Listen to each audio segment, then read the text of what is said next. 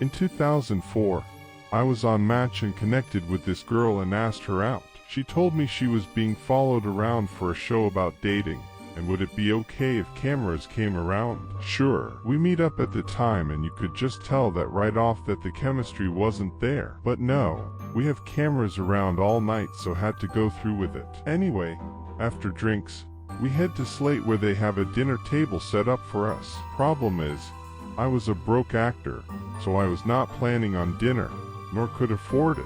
So I informed her that she would have to grab this check. I only ordered an app as I wasn't planning on eating anyway. Needless to say, she wasn't happy. I'm at least trying, but she was just shut down. Even worse, the editing just used me saying weird punchlines without the jokes, so I looked unhinged. One of which, specifically, had me mooing and laughing maniacally as it was a mad cow joke. Shortly after that, the date ended and we both hustled off. When the air date came, I didn't tell anyone, because why would I? I almost got away with it. Someone at the hedge fund that I was working at saw it that night and hijacked the department the next day and told them their only job was to find it, rip it, and disseminate it throughout the office. They found it, and man, since I knew what was coming, it was like watching a train wreck in slow motion. The whole office gathered around and it was horrible. Nothing I could do. They all loved the mooing bit. A couple years later, I was in a car that was stopped at a light and saw her crossing the street. All my friends in the car had seen the show, and as we drove away I leaned out of the window and did my mooing, maniacal laugh out the window to her. Felt like I got my mini revenge. The problem was that the date was on January the 1st, and everything was closed for the new year. So when I went to pick my date up, she suggested we just hang out at her house. Her mother started treating me like I was the future son-in-law. She took several pictures of us the moment I walked in. Her brother, who looked to be maybe 13 or 14, just glared at me from the top of the stairs. "Don't worry," her mother reassured me. "He'll warm up to you." The inside of the house looked like it had been decorated by a Smithsonian curator who had been fired for stealing random items. Turns out, her mom fancied herself as an artist. Animal skins, license plates, farming implements, coins forming the shape of palm trees, you name it. It was beyond eclectic. I was quickly ushered upstairs by the mom to watch a video my date had made for school in 6th grade. The TV was wrapped in a zebra skin. There were 2 couches. I sat down on one, next to my date. The mom plopped down on the other, and just grinned at us throughout the entire 20 minutes of awkward history class presentation. The brother sat down next to me, apparently warming up to me. 5 minutes in, my date picked up my arm and put it around her, cuddling up to me, a little forward of her. But I was okay with it. Then her brother did the exact same thing with me. The mother just continued to beam at the 3 of us, with my arms around both of her kids. I've never felt more awkward in my entire life. After the video, my date suggested we play pool in the basement, just the 2 of us. Things were going fine until she cornered me, trying to kiss me. Fortunately, her mom called downstairs that she had cinnamon rolls ready for us, so I was saved, or so I thought. When I got upstairs, I was handed a cinnamon roll and told I should go meet my date's father, who sat in semi-darkness at the end of a long dining room table. I kid you not, he was cleaning his gun, wearing his D jacket. His first question was where I had met his daughter. Fortunately, I answered his questions correctly. Since we had met through a religious function, apparently he deemed me a nice enough guy not to kill on sight. After all that, I just wanted the night to end. I politely explained that I had better be on my way, since it would take me an hour to get home. My date walked me to my car. I conveniently placed the car door between her and I, so the best she could get was a goodbye half hug. I drove 2 minutes down the road, parked, and screamed for a solid minute.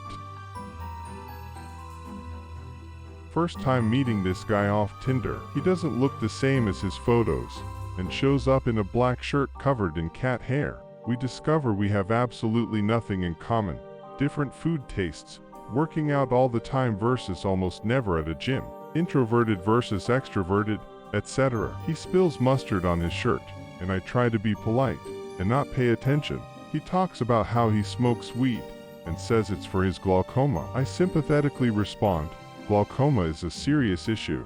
He then laughs and says he was just kidding, joking about serious diseases. Cool. He starts telling me about how advanced medicine is becoming and how we should cure all the diseases. I asked how he thinks we should handle the overpopulation if that were to happen. He says murder the bottom 1/3 of people. We already have set testing for academics. We could just develop testing to see who isn't contributing enough to deserve to live. On top of everything, he spits when he laughs. I don't even want to be funny just to make him stop with the spitting. I'm very confused and disturbed by the entire experience. It was an absolute disaster.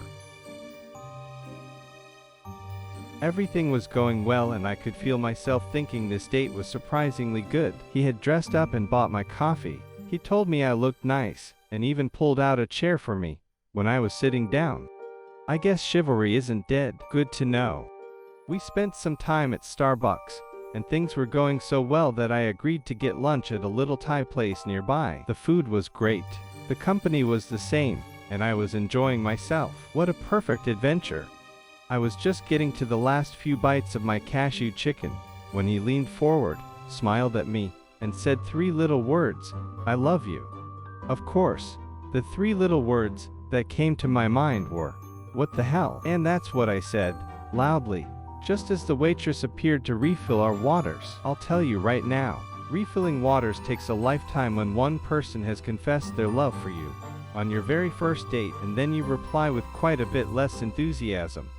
"I love you, man" did not land a second date. This one was a bad experience from the start. We tried to go to my favorite local breakfast place that has the best eggs Benedict in town. It's cute, has great staff, a fun environment.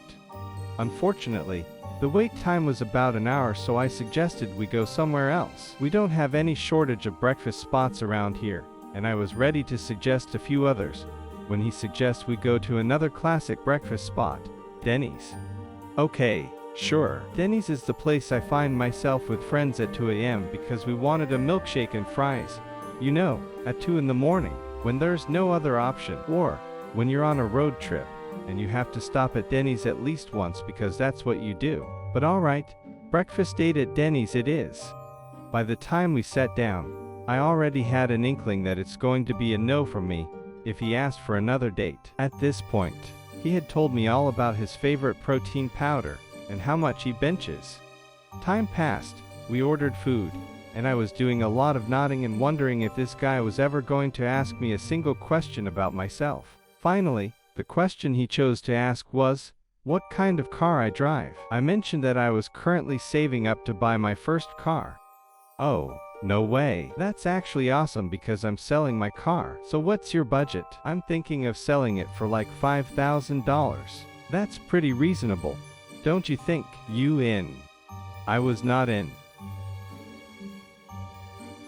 I decided to give the dice another roll, figuring that a couple of bad dates doesn't mean that the whole app is bad. I'm an optimistic person, you guys. I just wanted one normal man. Apparently, that's hard to find. For our first date, we went to Starbucks. I just like coffee, judge me. It was a smooth date. No awkward conversations, no confessions of love. We geeked out over some movies we liked and chatted about school and work. I agreed to a second date. This time, we went to see a movie. It was a movie I was actually excited about seeing, right? So here I am, minding my own business and munching on delicious movie theater popcorn, and this dude will not stop trying to feel me up. Not only did I stop him twice, but he had the gall to try a third time, and then tried to play it off as a funny joke. I was annoyed, so I told him I was over it. It was as simple as that. The next day, he texted me an essay, begging for another chance or at least the chance to apologize. He asked to meet at a local coffee shop, which I agreed to. He gave me this whole speech about how he hadn't been on a date in a while and just got too excited. I nodded along to what he had said, but got no further before he said, "Okay, great. So now that that's over, we can talk about my deal breakers. My jaw hit the floor. The audacity. I shot him down once, and he didn't even get through an apology before he wanted to talk about his deal breakers. I'm gonna need you to tell me your opinions on abortion and gun control, he said confidently, staring into my eyes, unflinching. You know that meme of Michael Scott yelling, "No, God please, no"? That was me.